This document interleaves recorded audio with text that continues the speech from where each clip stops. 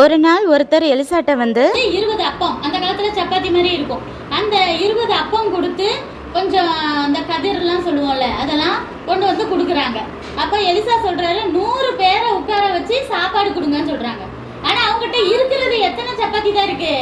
20 தான் இருக்கு, கொஞ்சோட கதிர் தான் இருக்கு. ஆனா அது 100 பேத்துக்கு இப்ப சாப்பாடு கொடுங்கன்னா சாப்பாடு கொடுக்க முடியுமா? முடியாது.